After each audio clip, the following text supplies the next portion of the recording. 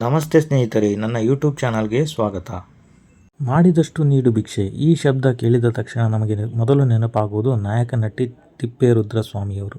ಇದರ ಹಿಂದಿನ ಕಥೆಯನ್ನು ನೋಡುವುದಾದರೆ, ತಿಪ್ಪೇರುದ್ರಸ್ವಾಮಿಯವರು 15 ಮತ್ತು 16ನೇ ಶತಮಾನದ ಸಿದ್ಧಪುರುಷರು. ಇವರು ನೆಲೆಸಿರುವುದು ನಾಯಕನಹಟ್ಟಿ ಎಂಬ ಊರಿನಲ್ಲಿ. ನಾವು ಇಂದು ನಾಯಕನಹಟ್ಟಿಯ ತಿಪ್ಪೇರುದ್ರಸ್ವಾಮಿಯವರ ಕಥೆ ಮತ್ತು ಅವರು ಮಾಡಿರುವ ಸಾಧನೆಗಳು ಮತ್ತು ಕೆಲಸಗಳ ಬಗ್ಗೆ ಹೇಳುವುದಕ್ಕೆ ನಾವು ನಾಯಕನಹಟ್ಟಿಗೆ ತಲುಪಿದ್ದೇವೆ. ನಾಯಕನಹಟ್ಟಿ ದೇವಸ್ಥಾನವನ್ನು ಫಸ್ಟ್ ದರ್ಶನ ಪಡೆಯೋಣ. ದರ್ಶನ ಪಡೆದ ನಂತರ ನಾಯಕನಹಟ್ಟಿಯ ಇತಿಹಾಸ ಮತ್ತು ಪುರಾಣ ಮತ್ತು ಅವರು ಮಾಡಿರುವ ಸಾಧನೆಗಳನ್ನು ನೆನಪು ಮಾಡಿಕೊಳ್ಳೋಣ. ದೇವಸ್ಥಾನದ ಹೊರನೋಟ ಹೀಗೆ ಕಾಣುತ್ತದೆ. ತುಂಬ ಸುಂದರವಾದ ಗೋಪುರ, ಹೆಬ್ಬಾಗಿಲು. ಮಾಡಿದಷ್ಟು ನೀಡು ಭಿಕ್ಷೆ ಎಂಬ ವ್ಯಾಖ್ಯಾನದೊಂದಿಗೆ ಈ ದೇವಸ್ಥಾನವು ಭಕ್ತರನ್ನು ಕೈಬೀಸಿ ಕರೆಯುತ್ತದೆ. ತಿಪ್ಪೇರುದ್ರಸ್ವಾಮಿಯವರು ಈ ಊರಿಗೆ ಬರುವುದಕ್ಕಿಂತ ಮುಂಚೆ ಈ ಊರಿನ ಹೆಸರು ನಿಷಾದಪುರ. ಅವರು ಬಂದು ನೆಲೆಸಿದ ನಂತರ ಈ ನಿಷಾದಪುರವು ನಾಯಕನಹಟ್ಟಿಯಾಗಿ ಬದಲಾಗಿದೆ. ಕಾಯಕವೇ ಕೈಲಾಸ ಎಂಬ ವ್ಯಾಖ್ಯಾನವನ್ನು ನಂಬಿದವರು ಗುರು ತಿಪ್ಪೇರುದ್ರಸ್ವಾಮಿಯವರು. ಅವರು ಮಾಡುವ ಕೆಲಸದಲ್ಲಿ ಶ್ರದ್ಧಾಭಕ್ತಿಯನ್ನಿಟ್ಟು ಮಾಡುವುದನ್ನು ಅವರು ಜನರಿಗೆ ತಿಳಿಸಿಕೊಟ್ಟಿದ್ದಾರೆ.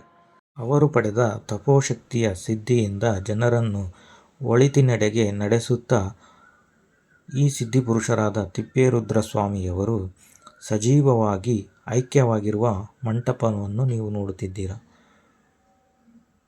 ಇದರ ಬಾಗಿಲಿಗೆ ಬಂಗಾರ ಮತ್ತು ಬೆಳ್ಳಿಯ ಲೇಪನ ಕೂಡ ಕಾಣಬಹುದು. ತುಂಬ ಸುಂದರವಾಗಿ ಕಂಗೊಳಿಸುತ್ತಿರುವ ಈ ತಿಪ್ಪೇರುದ್ರಸ್ವಾಮಿಗೆ ನಮಿಸುತ್ತಾ ಮುಂದಿನ ಅವರು ಮಾಡಿರುವ ಕೆಲಸದ ಬಗ್ಗೆ ನಾವು ಮಾತನಾಡೋಣ. ಗುರು ತಿಪ್ಪೇರುದ್ರಸ್ವಾಮಿಯವರು ತಾವು ನೆಲೆಸಿರುವ ನಾಯಕನಹಟ್ಟಿ ಗ್ರಾಮದಲ್ಲಿ ಒಂದು ಕೆರೆಯನ್ನು ಕಟ್ಟಿಸುವ ಸಂಕಲ್ಪ ಮಾಡುತ್ತಾರೆ. ಆ ಕೆರೆಯನ್ನು ಕಟ್ಟಿಸುವಾಗ ಬೇಕಾಗಿರುವ ಕೆಲಸಗಾರರನ್ನು ಅದೇ ಊರಿನಿಂದ ಆರಿಸಿಕೊಳ್ಳುತ್ತಾರೆ. ಹೀಗೆ ಕೆರೆಯನ್ನು ಕಟ್ಟಿ ಪ್ರತಿದಿನ ಕೂಲಿಯನ್ನು ಪಡೆಯುವ ಕೆಲಸಗಾರರು ತಮ್ಮ ಕೆಲಸ ಮುಗಿದ ನಂತರ ಮರಳಿನ ರಾಶಿಯನ್ನು ಮಾಡಬೇಕಾಗುತ್ತದೆ. ಆ ಮರಳಿನ ರಾಶಿಗೆ ತಿಪ್ಪೇರುದ್ರಸ್ವಾಮಿಯವರು ತಮ್ಮ ಮಂತ್ರದಂಡದಿಂದ ಅವರು ಮಾಡಿದಷ್ಟು ನೀಡು ಭಿಕ್ಷೆ ಎಂಬ ವಾಕ್ಯದಿಂದ ಸ್ಪರ್ಶಿಸುತ್ತಾರೆ. ಹೀಗೆ ಸ್ಪರ್ಶಿಸಿದ ನಂತರ ಅವರು ಮಾಡಿರುವ ಮರಳಿನ ರಾಶಿಯಲ್ಲಿ ಅವರು ಮಾಡಿದಷ್ಟು ಕೆಲಸಕ್ಕೆ ತಕ್ಕ ಪ್ರತಿಫಲ ಸಿಗುತ್ತಿತ್ತು. ಕೆಲಸ ಮಾಡದೆ ಹೆಚ್ಚು ಮರಳು ರಾಶಿಯನ್ನು ಮಾಡಿ ತಾವು ಗುರುಗಳು ಆಶೀರ್ವಾದಿಸಿದ ನಂತರ ಅವರಿಗೆ ಸಿಗುತ್ತಿದ್ದುದು ಅವರು ಮಾಡಿದ ಕೆಲಸಕ್ಕೆ ತಕ್ಕ ಕಡಿಮೆ ಪ್ರತಿಫಲವೇ. ಹೆಚ್ಚು ಕೆಲಸ ಮಾಡಿದವರಿಗೆ ಹೆಚ್ಚು ಪ್ರತಿಫಲ, ಕಡಿಮೆ ಕೆಲಸ ಮಾಡಿದವರಿಗೆ ಕಡಿಮೆ ಪ್ರತಿಫಲ, ಏನೂ ಕೆಲಸ ಮಾಡದೆ ಬಂದು ನಿಂತವರಿಗೆ ಅವರಿಗೆ ಏನೂ ಸಿಗುತ್ತಿರಲಿಲ್ಲ. ಹೀಗೆ ಒಂದು ದಿನ ಗರ್ಭಿಣಿ ಮಹಿಳೆ ತನಗೆ ಮಾಡಿದ ಕೆಲಸಕ್ಕಿಂತ ಹೆಚ್ಚು ಪ್ರತಿಫಲ ಸಿಕ್ಕಿದೆ ಎಂದು ಸ್ವಾಮಿಗೆ ಕೇಳುತ್ತಾಳೆ. ಹೀಗೆ ಕೇಳಿದ ತಾಯಿಗೆ ತಿಪ್ಪೇರುದ್ರಸ್ವಾಮಿಯವರು ನೀಡಿದ ಉತ್ತರ, ತಾಯಿ, ನಿನ್ನ ಪ್ರತಿಫಲಕ್ಕಿಂತ ಹೆಚ್ಚು ಸಿಕ್ಕಿರುವುದು ನಿನ್ನ ಹೊಟ್ಟೆಯಲ್ಲಿರುವ ಮಗುವಿನ ಶ್ರಮಕ್ಕೆ ಸಿಕ್ಕ ಪ್ರತಿಫಲ ಎಂದು. ಹೀಗೆ ತಿಪ್ಪೇರುದ್ರಸ್ವಾಮಿಯವರು ತಮ್ಮ ಎದುರಿಗೆ ಕೆಲಸದವರು ಮಾಡಿದ ಪ್ರತಿಫಲ ಕಾಣುವುದಕ್ಕಿಂತ ಹೆಚ್ಚಾಗಿ ಅವರ ಹೊಟ್ಟೆಯಲ್ಲಿರುವ ಮಗುವಿನ ಕೆಲಸದ ಪ್ರತಿಫಲವನ್ನು ನೀಡಿರುವ ಮಹಾಯೋಗಿಗಳು. ಇದಕ್ಕೆ ಹೇಳುವುದಲ್ಲವೇ ಹರಿ ಕಾಣದ್ದನ್ನು ಗುರು ಕಂಡ ಎಂದು.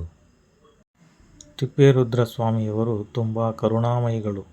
ಕಾಯಕವನ್ನೇ ನಂಬಿ ಕೆಲಸದ ಮಹಿಮೆಯನ್ನು ಸಾರಿದ ಮಹಾಯೋಗಿಗಳು. ತಮ್ಮ ತಪೋಶಕ್ತಿಯನ್ನು ಬಳಸಿ ಜನರ ಸಮಾಜದ ಓರೆಕೋರೆಗಳನ್ನು ತಿದ್ದಿದ ಸಂತ ಪುರುಷರು. ಮದ್ದಳೆ, ತುಲಾಭಾರದ ತಕ್ಕಡಿ ಮತ್ತು ಛತ್ರ ಚಾಮರಗಳು ನೋಡಬಹುದು. ಹೊಸದಾಗಿ ಕಟ್ಟಿರುವ ಅನ್ನದಾಸೋಹ ಕೇಂದ್ರ, ಪಾಕಶಾಲೆ. ಬಂದ ಭಕ್ತರು ಹಸಿದು ಹೋಗಬಾರದು ಎಂಬ ದೊಡ್ಡ ಧ್ಯೇಯದಿಂದ ಎಲ್ಲ ಭಕ್ತರಿಗೆ ಪ್ರಸಾದ ವಿನಿಯೋಗ ನಡೆಯುತ್ತದೆ. ನಾವು ಹೋದಾಗ ಮಧ್ಯಾಹ್ನವಾದ ಕಾರಣ ನಮಗೂ ಪ್ರಸಾದ ಸಿಕ್ಕಿದೆ. ತಿಪ್ಪೇರುದ್ರಸ್ವಾಮಿಯವರ ದರ್ಶನ ಪಡೆಯುತ್ತಾ ಮುಂದಿನ ವಿಡಿಯೋದಲ್ಲಿ ಸಿಗೋಣ. ನನ್ನ ಚಾನಲನ್ನು ಸಬ್ಸ್ಕ್ರೈಬ್ ಮಾಡಿ, ಕಮೆಂಟ್ ಮಾಡಿ ಮತ್ತು ಶೇರ್ ಮಾಡಿ, ಲೈಕ್ ಮಾಡಿ. Thank you.